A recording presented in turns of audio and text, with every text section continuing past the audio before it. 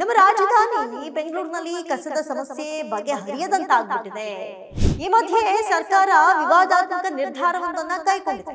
ಕಸ ಗುಡಿಸುವ ಯಂತ್ರಗಳನ್ನ ಬಾಡಿಗೆ ಪಡೆಯುವುದಕ್ಕೆ ನಿರ್ಧಾರ ಮಾಡಿದೆಯಂತೆ. ರಾಜಧಾನಿ ಬೆಂಗಳೂರಿನಲ್ಲಿ ಕಸದ ಸಮಸ್ಯೆ ಇಂದು ನೆನೆಯದಲ್ಲ, ಪರಿಹಾರವೂ ಸಿಗ್ತಾನೆ ಇಲ್ಲ. ಸಿಲಿಕಾನ್ ಸಿಟಿ ಕಸದ ಸಿಟಿಯಾಗಿ ಬದಲಾಗ್ತಾ ಇದೆ. ಸರ್ಕಾರ ಕಸ ಗುಡಿಸುವ ನೆಪದಲ್ಲಿ ಹಣ ಗುಡಿಸೋದಕ್ಕೂ ಕೂಡ ಮುಂದಾಯ್ತಾ ಅನ್ನುವಂತಹ ಚರ್ಚೆ, ಪ್ರಶ್ನೆ ಶುರುವಾಗಿದೆ. ಕನ್ನಡಿಗರ ಟ್ಯಾಕ್ಸ್ ಹಣವನ್ನ ಕಸ ಗುಡಿಸುವ ಮಿಷನ್ ಹೆಸರಲ್ಲಿ ಕಾಂಗ್ರೆಸ್ ಸರ್ಕಾರ ಲೂಟಿ ಹೊಡಿತಾ ಇದೆ. ಕೋಟಿ ಕೋಟಿ ಲೂಟಿ ಹೊಡಿತಾ ಇರುವಂತಹ ಈ ಭ್ರಷ್ಟ ಸರ್ಕಾರಕ್ಕೆ ಜನ ಬುದ್ಧಿ ಕಲಿಸೋದು ಖಚಿತ. ನಮಸ್ಕಾರ, ನೀವು ನೋಡ್ತಾ ಇದ್ದೀರಾ ಸ್ಪೀಡ್ ಪ್ಲಸ್ ಕರ್ನಾಟಕ. ನಾನು ಅಮೃತಾ ಶ್ರೀಕಂಠ. ನಮ್ಮ ರಾಜಧಾನಿ ಬೆಂಗಳೂರಿನಲ್ಲಿ ಕಸದ ಸಮಸ್ಯೆ ಬಗೆಹರಿಯದಂತಾಗ್ಬಿಟ್ಟಿದೆ. ಈ ಮಧ್ಯೆ ಸರ್ಕಾರ ವಿವಾದಾತ್ಮಕ ನಿರ್ಧಾರವೊಂದನ್ನ ಕೈಗೊಂಡಿದೆ. 613 ಕೋಟಿಗೆ ಕಸ ಗುಡಿಸುವ ಯಂತ್ರಗಳನ್ನ ಬಾಡಿಗೆ ಪಡೆಯುವುದಕ್ಕೆ ನಿರ್ಧಾರ ಮಾಡಿದ್ಯಂತೆ. ಈ ಮೂಲಕ ಸಾರ್ವಜನಿಕರ ತೆರಿಗೆ ದುಡ್ಡು ಪೋಲು ಮಾಡೋದಕ್ಕೆ ದಾರಿ ಸಿಕ್ಕಂತಾಗಿದೆ. ರಾಜಧಾನಿ ಬೆಂಗಳೂರಿನಲ್ಲಿ ಕಸದ ಸಮಸ್ಯೆ ಇಂದು ನೆನೆಯದಲ್ಲ, ಪರಿಹಾರವೂ ಸಿಗ್ತಾನೆ ಇಲ್ಲ.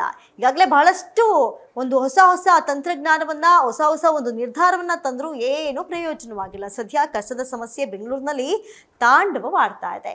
ಸಿಲಿಕಾನ್ ಸಿಟಿ ಕಸದ ಸಿಟಿಯಾಗಿ ಬದಲಾಗ್ತಾ ಇದೆ. ಎಲ್ಲಂದ್ರಲ್ಲಿ ಕಸವನ್ನ ಬಿಸಾಕೋದ್ರಿಂದ, ಬೇಕಾಬಿಟ್ಟಿ ಕಸ ಎಸೆಯೋದ್ರಿಂದ ಬೆಂಗಳೂರಿನ ಹೆಸರು ಹಾಳಾಗ್ತಾ ಇದೆ. ಕಸ ಮುಕ್ತ ನಗರ ಮಾಡಬೇಕು ಅನ್ನೋ ಕೂಗು ಹೆಚ್ಚಾಗ್ತಾ ಇದೆ. ಕಸದ ಸಮಸ್ಯೆ ಬಗೆಹರಿಸೋದಕ್ಕೆ GBA ಇನ್ನಿಲ್ಲದ ಕಸರತ್ತನ್ನ ಕೂಡ ನಡೆಸ್ತಾ ಇದೆ. ಮನೆ ಮುಂದೆ ಕಸ ಸುರಿದು ಪಾಠ ಕಲಿಸಿದ್ದಾಯ್ತು, ದುಪ್ಪಟ್ಟು ದಂಡ ವಸೂಲಿ ಮಾಡಿದ್ದಾಯ್ತು. ಆದ್ರೀಗ ಸರ್ಕಾರ ಕಸ ಗುಡಿಸೋ ನೆಪದಲ್ಲಿ ಹಣ ಗುಡಿಸೋದಕ್ಕೂ ಕೂಡ ಮುಂದಾಯ್ತಾ ಅನ್ನುವಂತಹ ಚರ್ಚೆ, ಪ್ರಶ್ನೆ ಶುರುವಾಗಿದೆ. ರಾಜಧಾನಿ ಕಸದ ಸಮಸ್ಯೆ ಬಗೆಹರಿಸೋದಕ್ಕೆ ಸರ್ಕಾರ ಇನ್ನಿಲ್ಲದ ಕಸರತ್ತನ್ನ ನಡೆಸ್ತಾ ಇದೆ. ಈ ಮಧ್ಯೆ ಸಚಿವ ಸಂಪುಟ ಸಭೆಯಲ್ಲಿ ವಿವಾದಾತ್ಮಕ ನಿರ್ಧಾರವನ್ನ ಕೈಗೊಂಡಿದೆ ನೋಡಿ. GBA ವ್ಯಾಪ್ತಿಯ ಕಸ ಗುಡಿಸುವ ಯಂತ್ರಕ್ಕೆ 100 ಕೋಟಿ ಬಾಡಿಗೆ ನೀಡುವುದಕ್ಕೆ ಸರ್ಕಾರ ಮುಂದಾಗಿದೆ. 7 ವರ್ಷದ ಅವಧಿಗೆ 46 ಕಸ ಗುಡಿಸುವ ಯಂತ್ರವನ್ನ ಬಾಡಿಗೆ ಪಡೆಯುವುದಕ್ಕೆ ನಿರ್ಧರಿಸಲಾಗಿದೆ. ಇನ್ನು ಈ ಬಗ್ಗೆ ಸಭೆ ಬಳಿಕ ಸಚಿವ HK ಪಾಟೀಲ್ ಮಾಹಿತಿಯನ್ನು ನೀಡಿದ್ದಾರೆ. ಗ್ರೇಟರ್ ಬೆಂಗಳೂರು ಪ್ರಾಧಿಕಾರ ವ್ಯಾಪ್ತಿಯಲ್ಲಿ ಮುಖ್ಯ ರಸ್ತೆ ಮತ್ತು ಉಪಮುಖ್ಯ ರಸ್ತೆಗಳ ಸ್ವಚ್ಛತೆಗಾಗಿ ಕಸ ಗುಡಿಸುವ ಯಂತ್ರವನ್ನ ಬಾಡಿಗೆಗೆ ಪಡೆಯುವುದಕ್ಕೆ ನಿರ್ಧರಿಸಲಾಗಿದೆ. ಇದಕ್ಕಾಗಿ 613.25 ಕೋಟಿ ರೂಪಾಯಿ ವೆಚ್ಚಕ್ಕೆ ಆಡಳಿತಾತ್ಮಕ ಒಪ್ಪಿಗೆ ಸಿಕ್ಕಿದೆ. ಆದರೆ ಇದಕ್ಕೆ ಬಹಳಷ್ಟು ವಿರೋಧಗಳು ಕೂಡ ವ್ಯಕ್ತವಾಗ್ತಾ ಇದೆ. ಕನ್ನಡಿಗರ ಟ್ಯಾಕ್ಸ್ ಹಣವನ್ನ ಕಸ ಗುಡಿಸುವ ಮಿಷನ್ ಹೆಸರಲ್ಲಿ ಕಾಂಗ್ರೆಸ್ ಸರ್ಕಾರ ಲೂಟಿ ಹೊಡಿತಾ ಇದೆ ಅಂತ ಆಡಳಿತಾರೂಢ ಸರ್ಕಾರದ ಮೇಲೆ ಒಂದಷ್ಟು ಆರೋಪಗಳು ಕೇಳಿ ಬರ್ತಾ ಇದೆ. ಈ ಯಂತ್ರದ ಮಾರುಕಟ್ಟೆ ಬೆಲೆ 115 ಕೋಟಿ ರೂಪಾಯಿ. ಕಾಂಗ್ರೆಸ್ ಹೇಳಿರೋ ಗುತ್ತಿಗೆ ಬೆಲೆ 613 ಕೋಟಿ ರೂಪಾಯಿ. ಈ ಎರಡರ ಮಧ್ಯೆ ಅಜಗಜಾಂತರ ಡಿಫ್ರೆನ್ಸ್ ಇದೆ, ವ್ಯತ್ಯಾಸವಿದೆ ಅನ್ನೋದು ಈಗ ಜನಗಳ ಮಾತು.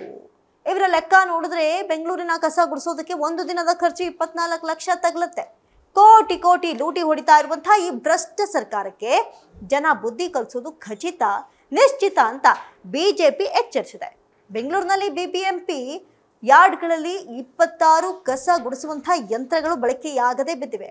ಆದರೆ ನಮ್ಮ ಹಣಕಾಸು ಪ್ರಿಯ DCM DK ಶಿವಕುಮಾರ್ ನೇತೃತ್ವದ ಕಾಂಗ್ರೆಸ್ ಸರ್ಕಾರವು ಈಗ 613 ಕೋಟಿ ರೂಪಾಯಿ ಖರ್ಚು ಮಾಡಿ ಪ್ರತಿ ಯಂತ್ರಕ್ಕೆ 1.9 ಕೋಟಿಯಂತೆ 46 ಹೆಚ್ಚುವರಿ ಬಾಡಿಗೆ ನೀಡುವುದಕ್ಕೆ ಬಯಸಿದೆ.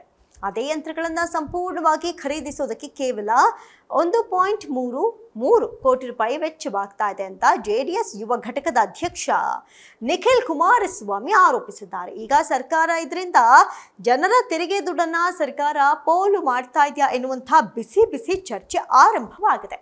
ಬಾಡಿಗೆಗೆ ಪಡೆದು ದುಂದು ವೆಚ್ಚ ಮಾಡಲಾಗ್ತಾ ಇದೆ. ಅದರ ಬದಲು ಖರೀದಿನೇ ಮಾಡಬಹುದಲ್ಲ. ಗುತ್ತಿಗೆಗೆ ಪಡೆಯುವಂತಹ ಪರ್ಯಾಯ ಸಾಧ್ಯತೆಗಳ ಬಗ್ಗೆ ಯೋಚನೆ ಮಾಡಬೇಕಿತ್ತು. ಇದರಿಂದ ಕನಿಷ್ಠ ವೆಚ್ಚವಾದರೂ ಎಲ್ಲ ಒಂದ್ ಕಡೆ ಕಡಿಮೆ ಆಗ್ತಾ ಇತ್ತಲ್ವಾ, ಕಡಿತಗೊಳಿಸಬಹುದಾಗಿತ್ತಲ್ವಾ ಅನ್ನೋದು ಸಾರ್ವಜನಿಕರ ಅಭಿಪ್ರಾಯ. ಇದ್ರ ಬಗ್ಗೆ ನೀವೇನೇ ಹೇಳ್ತೀರಿ? ನಿಮ್ಮ ಅನಿಸಿಕೆ, ಅಭಿಪ್ರಾಯವನ್ನ ಕಾಮೆಂಟ್ ಮಾಡೋದ್ರ ಮೂಲಕ ತಿಳಿಸಿ. ಇದಾಗಿತ್ತು ಈ ಕ್ಷಣದ ವಿಶೇಷ. ನೋಡ್ತಾ ಇರಿ ಸ್ಪೀಡ್ ಪ್ಲಸ್ ಕರ್ನಾಟಕ, ನಿಮ್ಮಿಂದ ನಿಮಗಾಗಿ, ನಿಮಗೋಸ್ಕರ.